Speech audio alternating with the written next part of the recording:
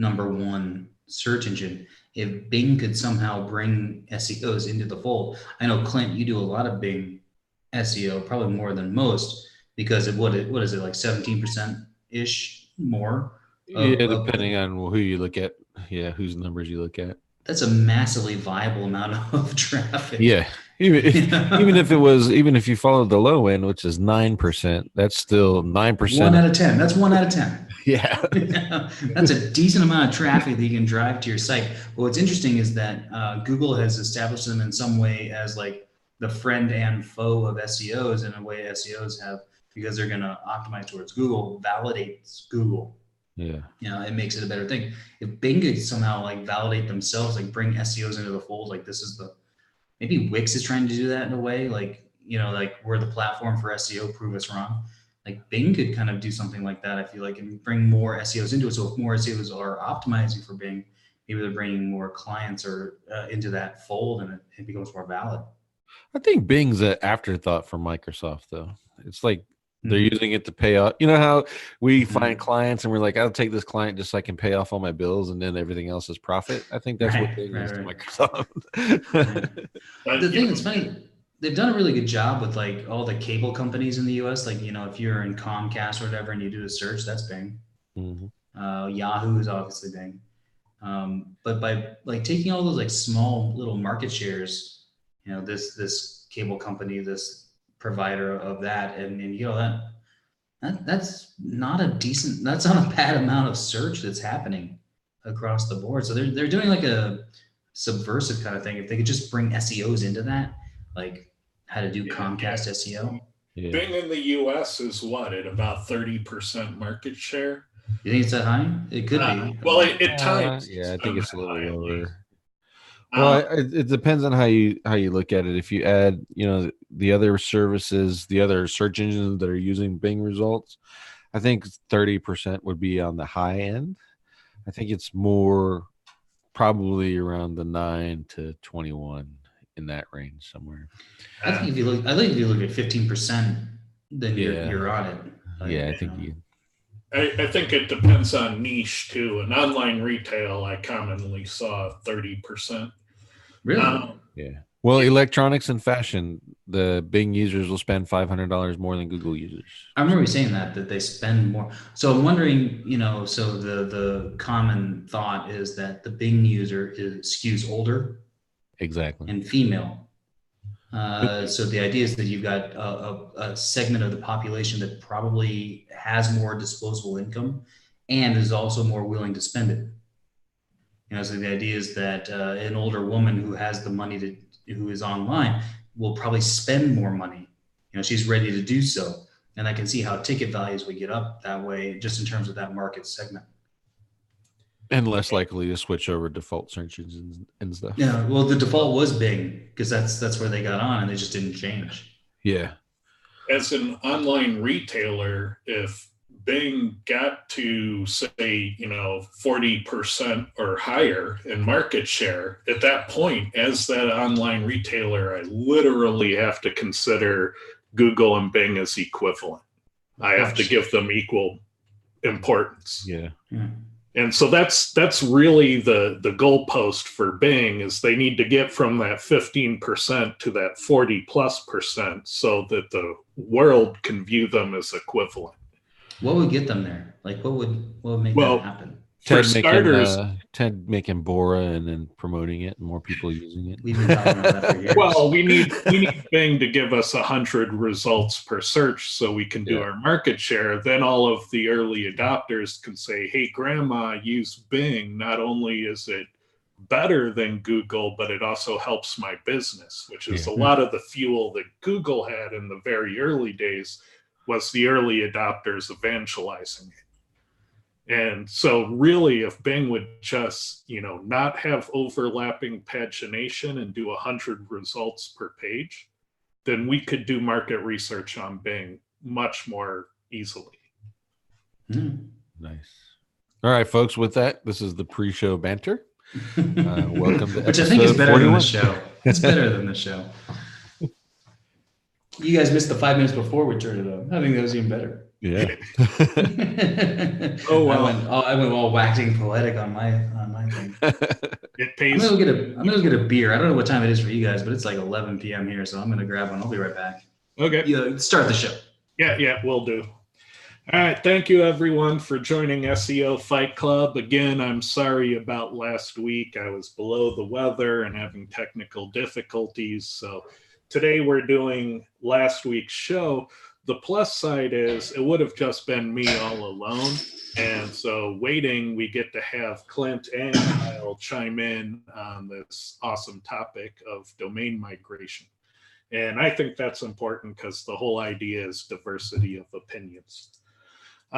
So with that, you may have heard about this thing called Internet Marketing Gold. It's our new community. It has an always free component to it.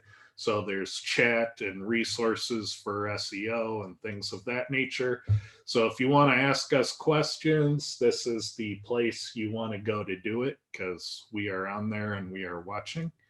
And we are trying to get our SEO research published into this platform. So our tests are actually going to start appearing there with all their data and documentation. And so it's going to be a cool new thing. Kyle, do you know where we stand on testers adding tests? They're going in right now. This time next week, we're going to have a whole set for people. Nice.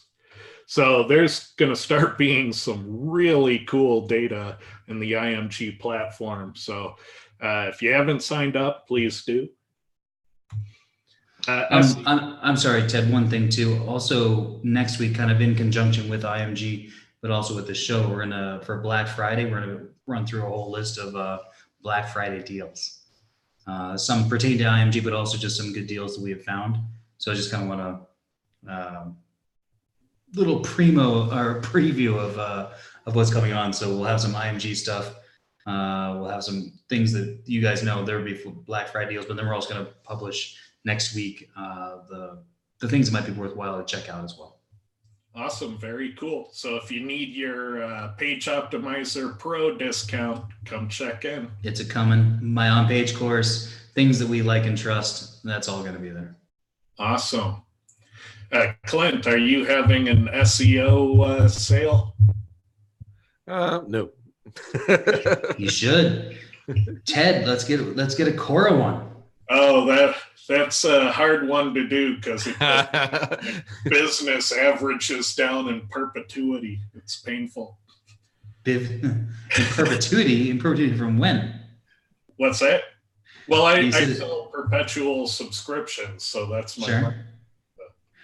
That's what Bob is. Do I need to learn you some business right now?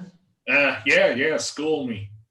Just take the average the base cost down, and obviously everybody makes a little less, but because it's at a lower price point, then you and the affiliates both make more. Yeah, true. So I need an upfront balloon payment. I can just. Here's another thing. Just take it the other way. Add something on top. So you add an extra feature, and then you charge less for that feature because you bring it back to whatever you want to charge. But you add just one more feature that doesn't cost you anything. Yeah, but that violates my rule of not raising the price on customers, even though it's only on paper. You need to think about that rule again, because no business subscribes to that rule. As it turns, you realize that money changes value over time. Like when you first set the price, 4 years ago, the value of money has dropped since then. So the $250 that you started at is actually less than the $250. Yeah, I know, but I'm trying to do right by my customers. You're doing that by losing to inflation. Yeah, exactly. All right. As long as we all understand that. Yeah. No, but that's a good problem for me to have, if relative to my customers. All right. That's fair. I'm just trying to help you. Don't let him goat you into it, Ted. I'm just trying to help you make more money, but whatever you want to do. Well, I know Clint has said in the past I should raise my prices, but I think that was for different reasons than looking out for Ted. Yep. And looking at the time value of money. No. reducing the competition. Yeah.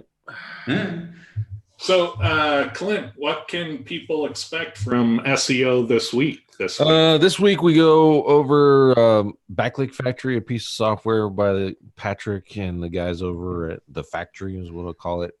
This one is a Sheets backlink builder, so it's pretty cool. And then the big story we talk about is Wall Street Journal's article on the nefarious things that they think Google is doing. Some things that we could see and other things that will take a little bit to prove. So it was a pretty interesting story. Can I mention on that? I can't tell you how much I love every white hat running to the defense of Google. Like watching that happen has just been glorious in my mind. Like everything they want to talk about Google, all of a sudden Google is like the greatest thing in the history of things and is so benevolent and kind and like this is amazing to watch.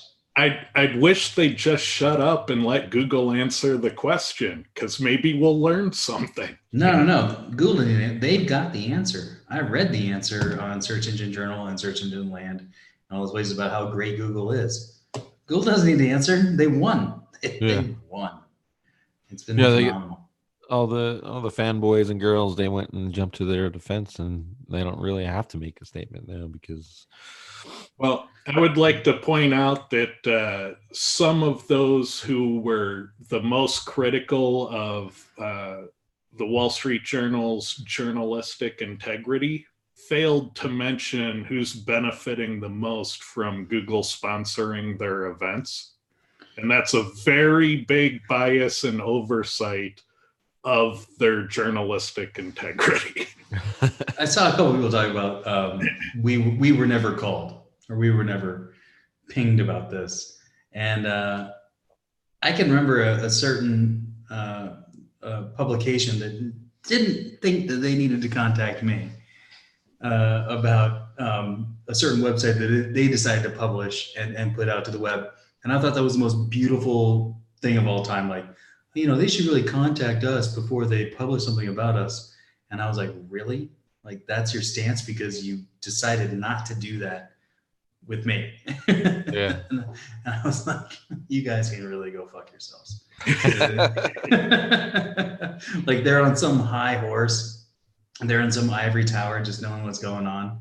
And like Google or the Wall Street Journal is some hack thing. I'm like, wow. So yeah, SEO this week is definitely a hot episode. So go check it out. It's pretty cool. So going on to the domain migration. Yeah. Finally to a topic of some sort. So we're talking about domain migration, and what I've pulled together as slides are a bunch of considerations, and they're not in any particular order. So this is not a step-by-step how-to guide. Because I think a lot of the critics of SEO checklists for domain migration have it right, where you really have to make a plan that makes sense to a business, and all businesses are going to have different risk tolerance, different technical hurdles. They're going to be good in certain areas, and they're going to need work in other areas. And so the same checklist procedure probably isn't going to be a good idea to just boilerplate across all businesses. So I just want to bring things to mind that you can consider when you formulate your domain migration plan. This isn't a step-by-step how-to guide. Any thoughts on that? Nope, no thoughts. All right, so the first thing you should consider is that changing your URL is the most dangerous thing you can do in SEO. You definitely want to avoid doing it at all costs. You want to be super strict about your URLs. And obviously, when you change the domain name, that's a big change to every URL you have. So have you guys ever seen websites get burned by changing their URLs? Constantly. Yep. Yeah, it's like the number one. And there's no chance you get your rankings back after a certain amount of time. There's just no guarantee, and in fact, I would guess that won't happen. Yeah, even if you do the 301s right, you're still going to see some loss when you change URLs. Yeah, in e-commerce, we would typically see the retailers wanting to do a rebranding or a new website just about every 2 to 3 years. And they just can't help it. You know, they get a new theme, they get a new technology stack, and now all their URLs are different. And they didn't plan on the URLs being different. It's just the nature of when you change everything, you ultimately end up tweaking those URLs. And if you don't give a shit about being strict about it, you just annihilate your SEO in the process. So that's probably the lifespan of a digital marketer. Like the head of digital marketing for an agency is probably 2 to 3 years. So when you get a new one in, they want to build a new website that they can say like, this was my baby and this is what I did. So it's not so much like just 2 to 3 years of a thing. That's probably the life cycle of that executive, and then you're bringing somebody in that needs to put their stamp on the website, and their stamp is going to fuck the website when they start changing URLs. Yeah, that's exactly right. You know, but it's usually that whatever the pressure is internally to redo it. Oh, we need to have modern sorts and filters, or it doesn't look shiny enough. Let's just replace the whole thing. You know, the number one thing you can do is get strict about those URLs. Sure, change how it looks, change how it reads, change your technology stack. But if you change the URLs, you're fired. That should be the message. From Dan Hale is, what if a page with the new URL is better than the original? Does it still lose traffic ultimately? It's a different page. You've just orphaned your links. You're going to take a 15% page rank hit when you do the redirect layer, because that's an extra layer of linking in the graph. And there's going to be massive Google dance, so it's going to drop for weeks before it recovers at that 15% lower. So it's a risky thing. So if you have to do it and the customer says we're doing it, it's done, we're pulling the trigger, then we just got to know that we're going to pay that price, but what can we do about it? Mohammed, he wanted to know, instead of doing a 301, why not leave the old URL page up, create the new URL, rel canonical the old URL to the new. Google will remove the old URL in the SERPs. I think from the way you stated it, Mohammed, you're missing this is migrating from one domain to another. So I don't see the point in bringing in the old pages if you're ultimately changing the URL structures. And I don't think it will work that way with the rel canonical like you think it is. I think it will. I think this is an opportunity to TED this concept and just keep them both up. Yeah. You know, if you really need to change it, just do a new domain to brand to a new domain, keep the other one up. And then what was your number, Ted? 15% on products? Yeah. If you're 15% different, you can have them both in AdWords and Google Merchant Center. Yeah. So multiple sites, multiple placements in the SERPs. And that's the safest thing to do. If you're going to rebrand, I mean, just have it be a second business and let them compete. And then a couple of years down the road, pick a winner. And I wouldn't even do that. I'd just let them roll. Like if they're both ranking, keep them. Yeah, exactly. Do Wayfair. Wayfair's got 5 sites that all rank on page 1 or 2 for the same keywords. Yeah. Do you think they're doing that by accident? Well, they probably grew a lot of brands by acquiring a lot of little stores and then unifying the fulfillment end of things as a cost-saving mechanism. So yeah, and I think that's the safest way to go is, you know, you never risk what you have. You just build something new that contributes more. So clean past, you know, make sure the new domain has a clean past. So many times I see a business buy some, you know, domain that, you know, it came up for expiration, and they buy it, and then they find out why it came up for expiration. And so they typically end up owning somebody else's quagmire. And I would see it all the time. The owner of the business would go domain speculating. He'd get an awesome new domain and point it at the money site, and the money site would tank.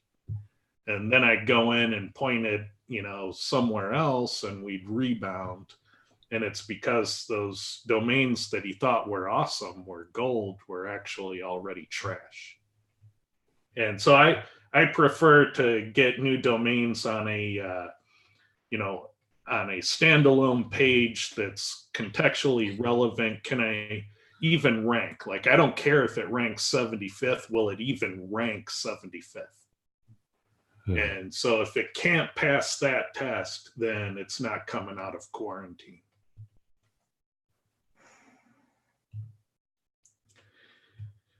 Another thing you need to do is to prep for the change, map all of your URLs. And you need to scan that list, because you're probably going to have some that are 400s and 500s, and you want to take care of those before you attempt to do your migration. So, you know, run through your sitemaps, and, you know, your old sitemap as well as your new. Definitely keep both domains operable. So you want an undo button if things go wrong. And you're going to need your old domain to respond to Google. If you 404 the website, Google's just going to let those things exist in perpetuity. Google's not going to know about the change. So you do need to canonicalize the old URLs to the new.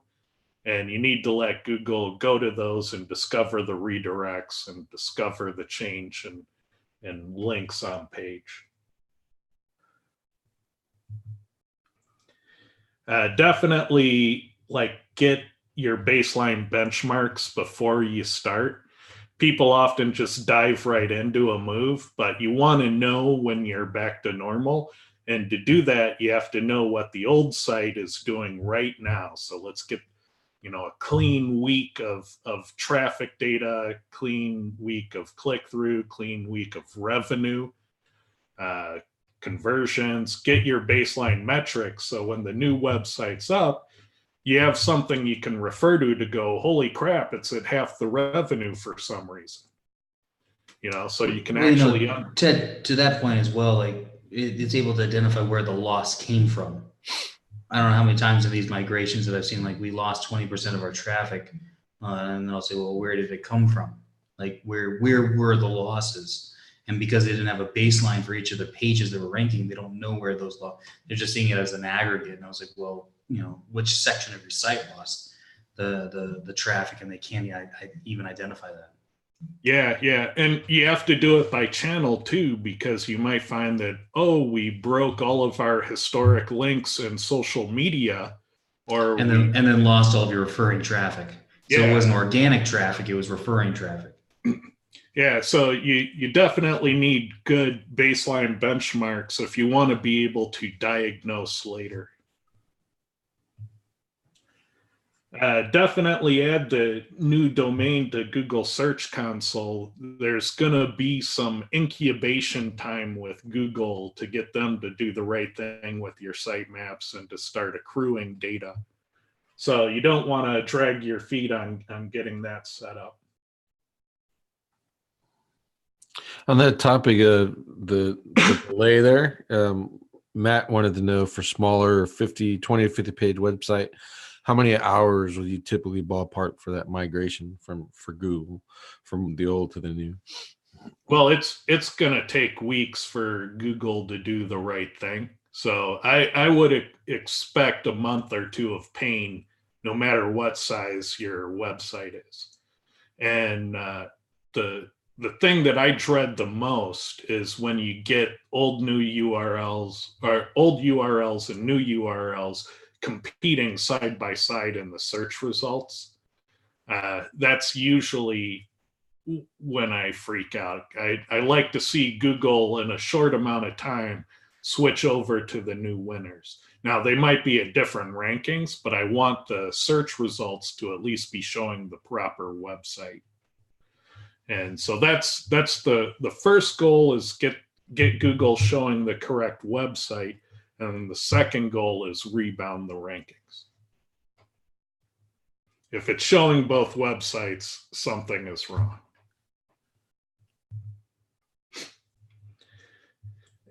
Domain references in your content management system, people often forget that they'll put links in the product description. You know, it's not a navigation link. It's just, this is a related product. So they put it in the description, and you got to go in and make sure that you get all the CMS links, not just the primary navigation.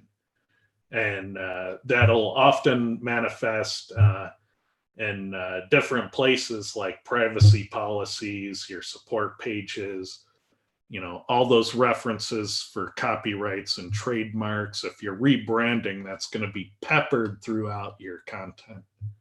And so you really need to hunt down those references.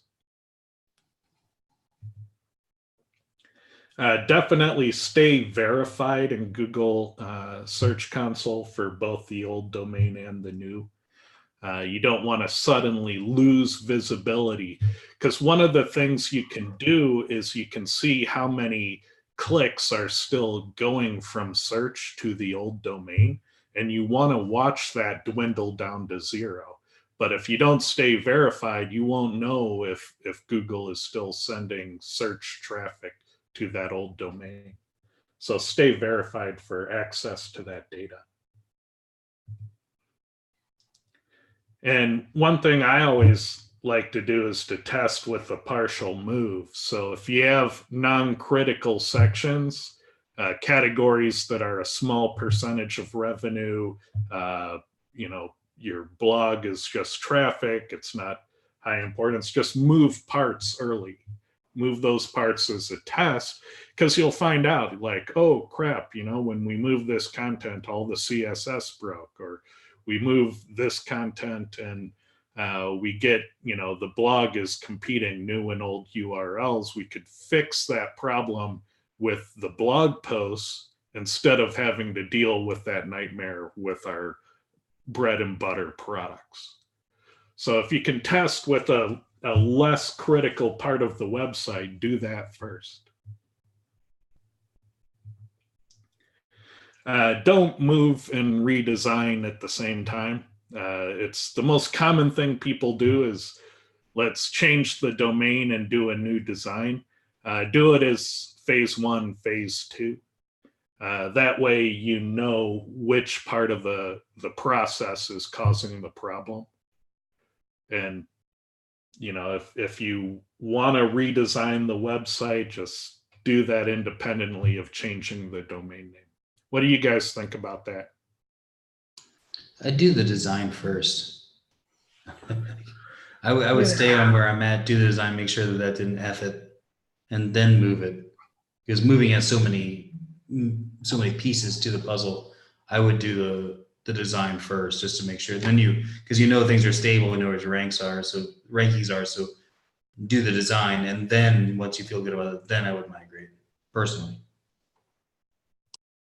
I also worry, I think you might get some pushback there if you're doing a complete rebrand, because brand colors change, etc., and maybe the client will be resistant to mix that up.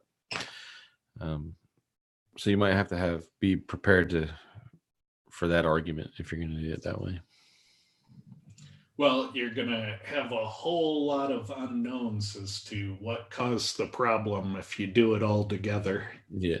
But, you know, yeah, if it's a Hail Mary, I guess it's a Hail Mary. But if at all possible, try to separate the two so you know which one had good effects, which one had bad effects, and where the problems might be. Definitely create a sitemap for your old domain if you haven't already, because by the time your new domain is ready to go, you're going to want Google to recrawl that old website and find all the redirects and new canonicals. And you're going to want Google to process that old website as the launch for the new. And so you got to make sure that that's all updated and complete and is working properly still. Tracking and reporting, you're going to want to make sure that this is all dialed in prior to the migration. So test it out manually, look for those manual sessions and clicks and everything through your website. And make sure that there's continuity. A lot of the time, in-house reporting systems, if you do a brand change, it's like your continuity of reporting gets broken and you can no longer do year over year in those third-party reporting platforms. So make sure that you're not breaking your reporting continuity with the change. Go and figure it out in your systems first.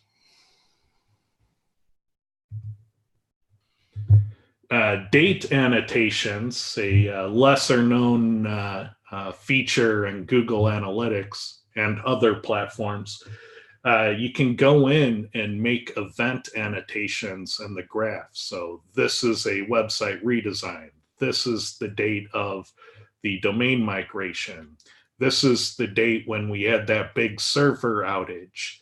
If you annotate everything, then when you look at your traffic and your revenue over time, you can see if those event dates line up with any gains or losses.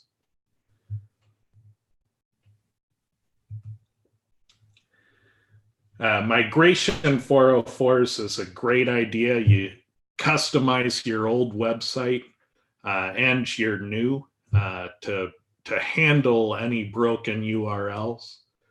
Let people know about the change, let them know about where to look to try to find what they're doing.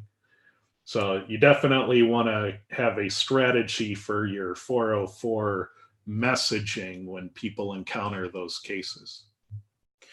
A lot of these, I've noticed a lot of these kind of imply that you're going to leave that other domain working. So when you're talking about 301s, you're going to have to do page-to-page 301s versus a full domain to 301, correct? Yeah, and until Google is doing the right thing in the search results, you kind of need to have them both operating. So part of the migration is Google discovering on the original site that the new website is the thing. And if you just 404 your old website, it's going to remain in the index in perpetuity. Well, what if you're 301ing the whole website, though? Well, that's fine as long as it's not to the home page of the new domain, because that would be considered a soft 404, and Right. then it would remain in perpetuity. So if you're going to bulk redirect, be sure that you bulk redirect to inner pages. But yeah, if the old domain simply goes dark, you've made a terrible mistake. That's not how you want to do it for sure. And by that, you mean no 301s at all? Well, yeah, you just pull the plug on the old server and say, ta-da, we've changed. Yeah. Because that 404 website is going to exist for 10 months or more in the Google search results. You want Google to visit the page and see the change. And that's a vital part of the process. You definitely want to test your redirects. It's easy to test one or two and then figure out later that something has gone horribly wrong with a certain class of page or a type of query. Sorts and filters come to mind. View cart links, things like that. You definitely want to go through and make sure that you're handling all the edge cases. While you're on the testing, can you like talk a little bit about how you're defining the bulk redirect? So to me, if I'm not changing the URL structure, I can redirect one domain to another domain.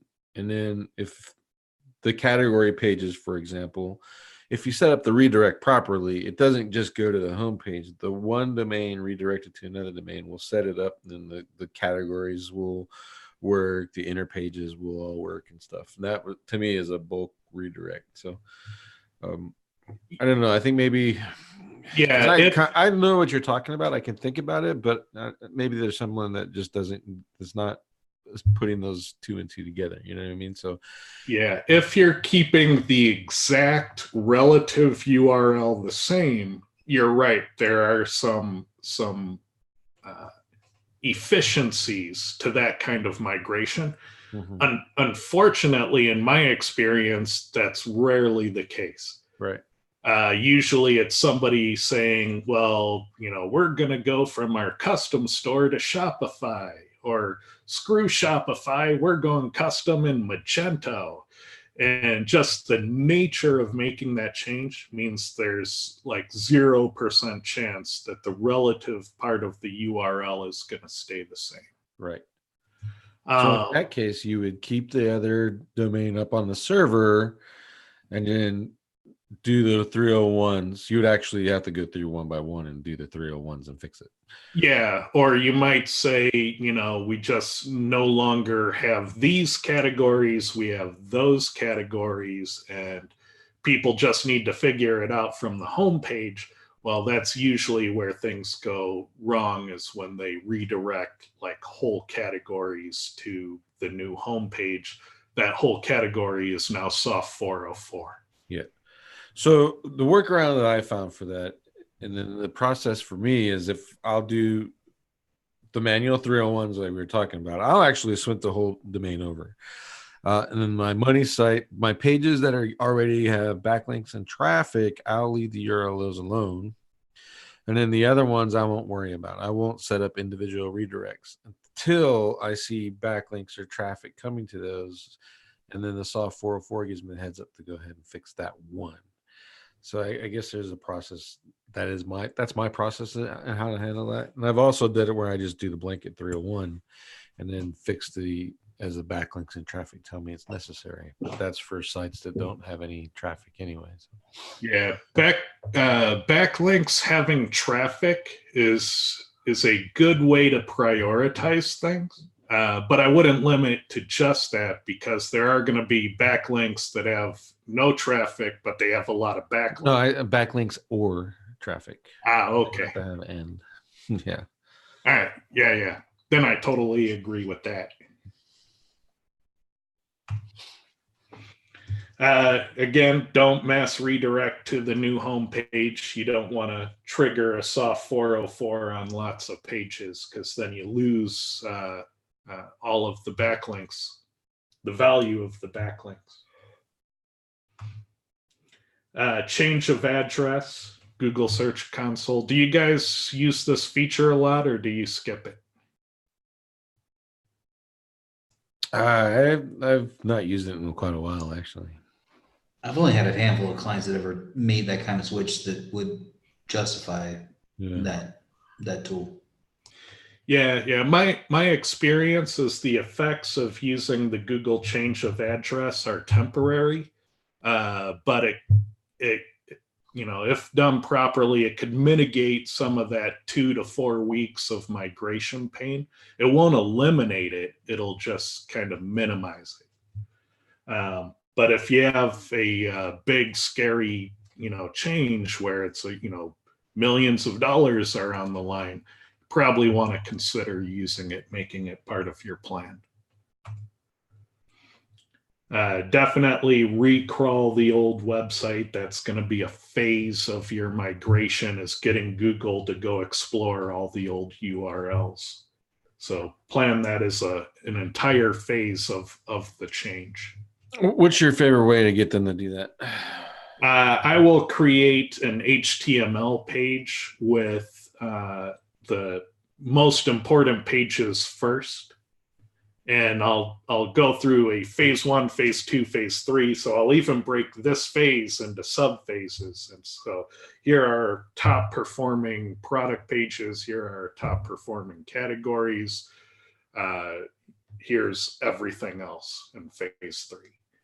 And I want to get those high dollar top performers to do the right thing first in Google. Mm-hmm. Yeah, so I submit to indexers, build some new backlinks, co-linkery, use that to force a Google recrawl. Yeah, by far, in my experience, the slowest, most painful thing you can do is solely rely on your XML sitemaps. What? But Google will find all that stuff. They're the greatest. Yeah, they seem to process them quarterly. If that. I was talking to someone today who changed his website and Google hadn't noticed it for a year. Yeah, so I would, just create an HTML page, and I would link to it, globally from the footer that would have your phase 1 links on the page. And then you get Google to index that page and crawl it. And, usually within, 2 to 4 days, they will crawl those links from that page. And then you just roll out a phase 2 HTML page and a phase 3. Makes sense. And then after Google crawls the new website, you want to make sure that they go back, or once they crawl the old website, make sure that they go and crawl the new website. And they find the self-referential canonicals, and they get all those URLs. And hopefully between the two, Google gets the message, okay, these old URLs are no longer good. These new URLs are now canonical. So I should simply replace these mappings in the search results. You definitely want to do a find and path if you're a developer. You can look for old mentions of the domains. This gets more technical, but it's a way of making sure you haven't dropped the ball in the source code or in the resources and the server directories. And you look for the old mentions of the old domain through all of those files. You can catch a lot of things that would cause you pain later just by doing that type of bulk scanning. Definitely change your internal links. So you want to make sure that if you're using absolute URLs in the website, that they're absolute URLs of the new domain. And so that could affect your primary navigation, content links, footer links, your sitemap generation, your RSS feeds, if you have any custom code in there, your advertisement links, your canonicals, your product feeds if you're using Google Merchant Center. You want all of these types of links to be in agreement. And if they're not in agreement, then you're going to potentially have a problem where Google keeps rediscovering old links and letting them compete. So you need to make sure that you go through everything and get everything in very strict agreement, which URL form is appropriate. And then you have all of your external links. So your social profiles, your Web 2.0s, your army of PBN sites, your GMBs, your wiki links, and so on. You want to get those in agreement too, because if they keep pointing to the old stuff, they're not going to be as beneficial and could potentially cause competition between old and new.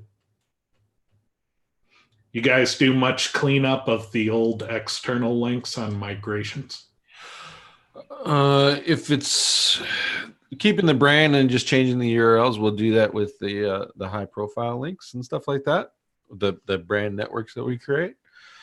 But for the most part, we'll let the 301s take care of it. I've been an advocate for a long time of not building links to pages that you really care about, but building links into the silo of things. And I Yeah. think that takes care of these problems a bit. Yeah, it'll You solve a know, lot of that. yeah, Especially if yeah, you're doing the social fortress, whatever the hell you want to call it. When you yeah. do that branding stuff, you're going to have to change those over. If you're doing new brands, you got to create all new ones. But for the most part, yeah, like Kyle, we create supplemental content and then link to that so I can kill it if we screw something up.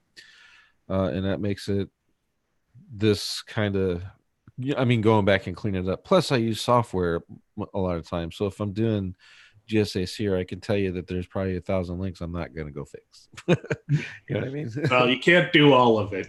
Yeah. Yeah, that's for sure. But on this list, the profiles, the web twos, those are probably going to be part of my brand network. So I'm going to do it. PBNs, I'm not going to mess with because that'll just send a trigger. I'll just create new links. GMB is definitely going to change, and then the rest of those I'm not going to worry about.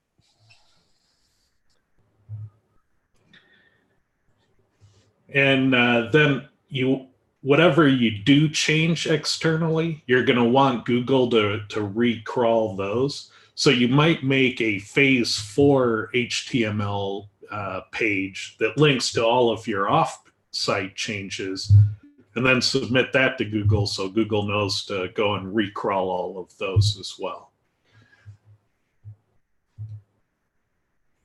Definitely spot check the SERPs, look at your prominent keywords and see which ones are appearing, which ones are competing. Is it working properly? Is it problematic? And the only way you're going to find out if it's going well is to actually go to Google and do searches and see what you get. Definitely check for errors. What you'll typically see on the new website is, some part of the migration is looking for a resource file on the old structure. And so you get all these console errors. You'll get not found errors when you look at the inspector. So definitely check for server errors in your Apache weblogs or your Nginx weblogs. Those are important things that will often go unnoticed, but are easy to spot check and find during a domain migration. Things like assuming that your SSL certificates in all cases can wildcard your subdomains. Those things are often not true if they're not configured properly. And so you have to look at all that stuff. And definitely your cross-origin policies if you're using a lot of web services, JSON stuff, HX. And then, of course, you have an opportunity to really announce the change and leverage it and link build based on the change. So many companies just skip this phase. They do a big redesign, but they don't market the redesign, which I think is a lost opportunity. It's not a critical part to getting the domain migration to happen. But if you're doing it, why not do your press release campaigns? Why not email your user base? Why not put announcements that you have a new look and feel? Let us know what you like about it. Review our new look. Review our site. We've got a new look. And announce on related sites. I think it's a big missed opportunity to not make it part of the plan. Have you guys overlooked this at all in the past on domain migration?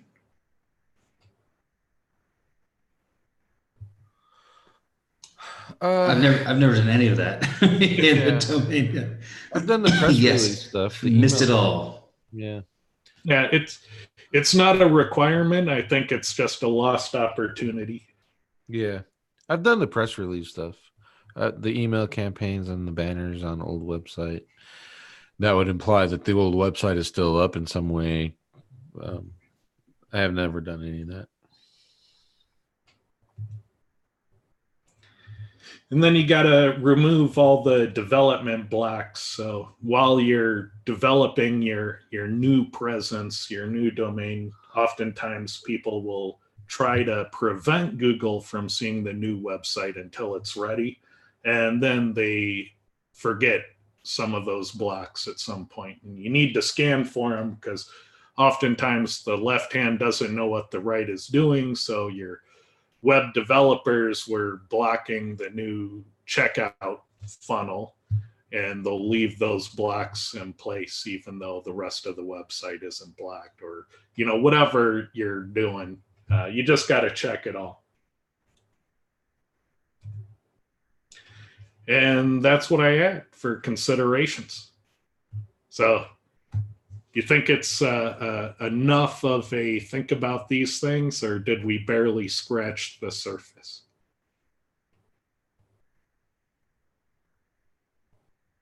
I think when it comes to domain migration, there are like 10,000 lists, but they're kind of like step-to-step lists, and this kind of gives more of the why to what you might want to do. Yeah, I don't which is completely missed. So this isn't a step-by-step, but this kind of goes towards the reason to do something or why you might do that, which is missed on a lot of those step-by-step instructions. Yeah, I think Clint had it perfect. This assumes that you have the old one going. Every business is going to need a different action plan. There's probably no one list that will suffice for everyone. Yeah, those lists will make a good starting point, and then you combine with what you covered there, you can modify it for your uses. Yeah, you cross out what you don't need, you add in what you do need, and then somebody will inevitably say, well, because we use this particular piece of a technology stack, we have this whole other category of things we need to do that you didn't even cover. Yeah. Well, it's like, yeah, I could not anticipate that one little nugget of your stack that made you different than my experience, but those are certainly out there. Any questions? We covered most of them. Rob Brown gave you guys a shout out for your t-shirts. He was in Chiang Mai. I guess he saw a couple people wearing those there. Nice. We're going to be looking for those. So if you want to, there were a few. That was actually a lot of fun to see people wearing the Fight Club t-shirt. Yeah, if you want to get honorable mentions, we're going to start looking for them out on the interwebs. So create your Fight Club memes, and you might get an appearance on the show. How do they get the t-shirts? That's a good question, Kyle. Yeah, because I don't have one, bastard. Well, yeah. the people that got one were the VIP people that bought my on-page course. Ooh, the fancy people. So are people going to be able to get them in the future where they're leftovers? What's the word? Oh, no, I apologize. That wasn't VIP. That was just like next level up. There was like level 1, just get the course. Very next level, which was not too much higher, was you get the t-shirt, you get some stickers. Let me say, hey, it was not out of reach. It wasn't the top level. It was just one level up to get that. So that was easy. Anyone could have one. Yeah. So we'll figure out a way where people can get them in the future. Maybe the next course, maybe the paid launch of IMG. Well, so so with the on-page course, we're going to do a Black Friday special with the on-page course, and they can get the t-shirt and the stickers then too. Oh, so you're not out of the running from the current batch? No, it's right there. Awesome. So like the people that 2 months ago got in on the price and what it was then, which we had just for 3 days open, we're going to do something very similar, and they can get the t-shirt and the stickers for Black Friday. Awesome. So keep in mind that if you have the t-shirt at events that we speak at, we will autograph them. Now, I will warn you that our autograph will detract from the value of the t-shirt. You don't know how many dude chest autographs I had to do. I thought when I was going to become a celebrity, it would be the other way. Nice. You signed a lot of dude boobs. And to be honest, I was still happy about that. The life we live. It's a glorious, glorious life. Well, definitely, let us know what you think about the t-shirts if you got them. If you have ideas for future shows, I know that a lot of people were asking for domain migration, so I hope we put it to rest. If we didn't, let us know. We can always come back to it later. I'd be interested to know, where people's pain points are. I know a lot of people repeatedly say local, local, local. Maybe we need to do another local show at some point. What do you think about future topics? Me? Yeah, you and Clint. I'm only here so I can run stuff. Yeah, I think I'm just the pretty face of this organization.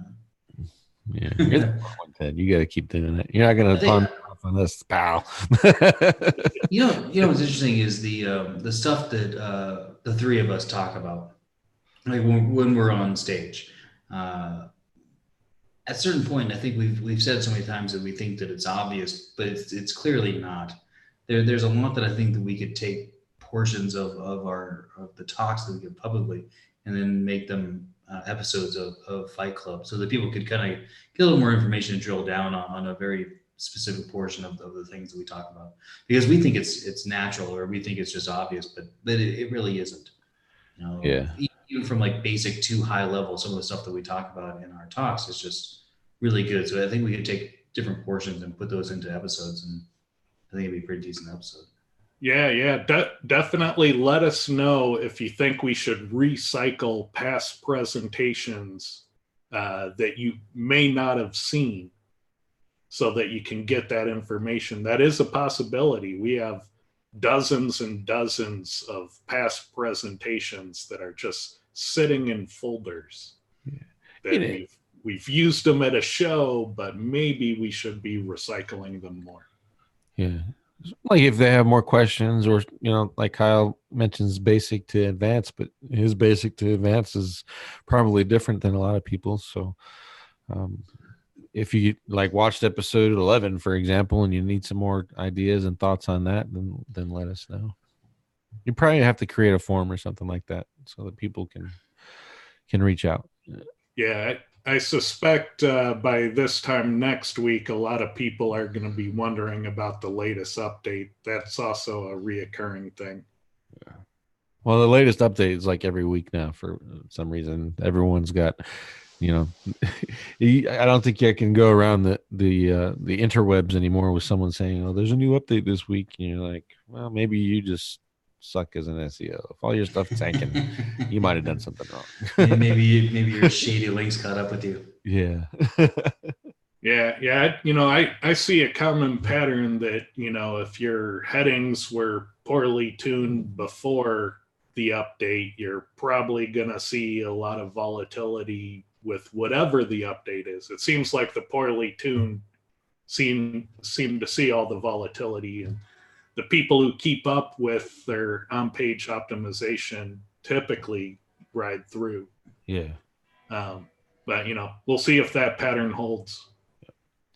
Well, that's held for me since 2015. So you keep on-page optimization, know the basics, do the basics every time, and this update crap it's just crap for you. You don't care anymore. So yeah, I stopped caring about updates when I started measuring. Yep. By and large, I love them. Like people start scrambling. What's going on? The sky's falling. It shakes up the craft, but yeah, that doesn't affect everyone the same. Well, if you're smart and you're looking for bigger clients, you monitor that kind of stuff. You use tools like Core or Pop or whatever and monitor search results. And then when an update comes, now you have your new set of clients or people you want to reach out to and be like, "Look, I haven't been touched since, here's what I think happened to you." Well, the other thing I would say too is that when you're doing keyword ranking reports, you are completely vulnerable to these types of updates. If you're doing page level reports that are looking at how a page is responding, then it doesn't really matter if one term went up or down, did the page performance change? Yeah, Right? So it's something you don't have to look at. You don't have to look at, did this keyword go up or down? How did the page change? How did they change? Yeah, my average ranking went down 1.7 spots, but my organic traffic nearly doubled. You got four more conversions. Who cares if the money term went from 5 to 6? Yeah. Yeah. Or dropped to page 2. If your keyword reach, went up 300%, but your average ranking went down a spot, who the hell cares? I mean, that's a huge gain. Or something we're looking at too is that we've had some pages that clearly lost some keywords, like the keywords were reduced, and as a result, impressions and traffic went down. But we got a couple more conversions. Our conversion ratio went up. So yeah, we lost some traffic, but we can say like our conversions didn't drop; they actually went up. We're actually getting better traffic as a result. It's just a little bit less. Yep. So like it looks like, oh God, we lost these terms or we lost this traffic, but all of a sudden we got more conversions because we're tracking those. Well, it's like, oh, okay. Well, so we lost some stuff on the back end. You can lose 90% of your rankings, but if your targeting is that much better, your revenue might go through the roof. If you're finding your customers better, you may not need, an order of magnitude more traffic.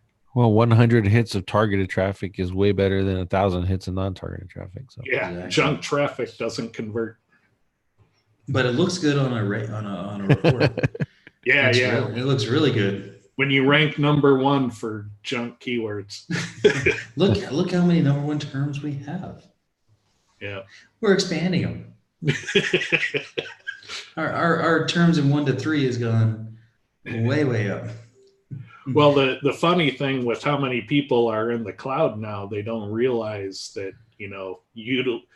growing your junk traffic in the cloud is like the most expensive thing you can do. If you're gonna grow that junk traffic, you definitely want to be off the cloud resources. But cloud is best for actual customers. Question from the audience. That's the only one we'll field today because this one's it's not directly related, but it is somewhat. What about changing the menu structure? So you have a site, you don't like the menu structure, you think it's suboptimal. Do you think changing that would change or affect the rankings of a website? Yeah, it's one of the first things I look at in online retail is, do they have stupid categories? Can I change gifts and delights into unique gift ideas? And just going from a category targeting that, has 0 search volume to one that has search volume, easy win. You have to be careful. Some websites, they go too overboard on that, and they try to simply rank for apparel, and that is such an uphill battle. If you can have smart subcategories, you'll find that you'll get your best category wins in the subcategories than the top level categories. Cool. Yeah, that's it. Awesome. Well, we'll let Kyle get his midnight lunch. 12 hours offset. That's actually part of Bavarian lifestyle. Like the midnight lunch is probably a thing here. It's just a different type of sausage. Yeah, midnight beef and beer. Pommes frites, currywurst. Have you guys been to Munich before? Like this is all like, if you're a meat person, like this is all there is. This is the pinnacle. Yeah, Americans pride themselves on barbecue, but man, when you get into Europe, there are some nations that all they do is barbecue. Yeah. 25 pages on a menu of different barbecued meats. No, like so Munich, like you can't go wrong with like the sausage platter. Like just give me the sausage platter and then just take a flyer on one other thing. Just point on the menu. Like, so they have like the sausage platter, so you know what you're getting, and then just do like one thing and then like, beers for the table. Yep. Or hell, you go with the sampler because odds are you don't know any of the beers. Well, yeah, there you go. Samplers all around. Sampler the whole Barbecue thing. sampler with the beer sampler, and holy crap. What I've learned, like in all my travels, is you learn a couple of meals. So, like in each place you're at, you learn like 2 to 3 meals, and then you order that one meal, and you order like one other one, and then you can then you're good because you got one that you're gonna like, and then you have that other one that could be great or terrible, but doesn't matter. And then you throw in the beer on top of it or whatever the booze is that for the local establishment, and now you're a world traveler. Like now you've made it. Just tell the table, hey, I know everyone's going to get their comfort meal, but should we get something daring to share? You should get the flyer. The flyer is the best part of the whole thing. Sometimes it's like the most amazing thing of all time. Sometimes, oh my God, I can't believe we ordered this. Either way, it's good. Yeah. You'll be thankful for the flyer meal, or you'll be thankful for your safety meal. Exactly. Either way, you're a winner. And now you have a story to tell people. Like, oh my God, this one time we got this thing. It was half a goat's head. We didn't realize we were ordering that, and that's a true story. Like, yeah. I didn't realize this was about to show up on our table. But you took the flyer. But we had a really good meal over here because we ordered the thing that we knew. If I would have known it came with the hoof. That's a tough thing to get through. Real story, by the way. Oh my God, my worst one was somehow I accidentally ordered a whole octopus that was like in this thing, and it was like coming like out of the little dish that it's in, and it was all this red sauce that was the spiciest thing you've ever had in your entire life, and bean sprouts. So imagine an entire octopus, red sauce that you cannot eat, and bean sprouts, and they put that in front of you. It was so awful. I wanted to die, but we had our safety meal. Yeah. That just everybody looked at this octopus and then just like went to safety meal. Do not underestimate how chewy. Like nobody said a word. We just like shoved it aside. Yeah, I probably would have sent that back. Oh my God, it was so terrible. It was the worst thing I've ever seen. It was just a bucket of nightmare. Like, because it also had these shellfish in it that I didn't understand. Like, I didn't realize it was part of it, but like a giant, like almost like crustacean from like a million years ago, kind of a thing. And it's just like in there as like part of this. And I was like, are we supposed to like dive into that? Like, rip it open? I don't understand how this works. It was the scariest thing I've ever seen. That was presented as food. Yeah. Some meals, they terrify people because they look like they're straight out of Cthulhu. Exactly. But some people love it too. It just depends on how daring you are. Well, it was on the menu as a chef recommends. Yeah. My way of finding the safety meal is figure out what they make 100 times a day, and they probably do that. They probably do pretty well. If you find the thing they make once a week, well, you're kind of rolling the dice. No, I think this bucket of nightmare was their go-to. Like this was their best meal. Oh, so like every table had one? They all had it. We weren't paying attention. Nice. All right, guys. Well, we should let everyone get back to their amazing Wednesday. So till next week, come back and find out the big list of Black Friday specials. If you know of a good one, ping us. We'll try to add it to the list. That's actually very true. If there's a listener that has one, we will put it on and we'll talk about it. Yeah. It's not only our stuff. If there are good deals that benefit the community, let us know. We'll let the community know if we get them in time.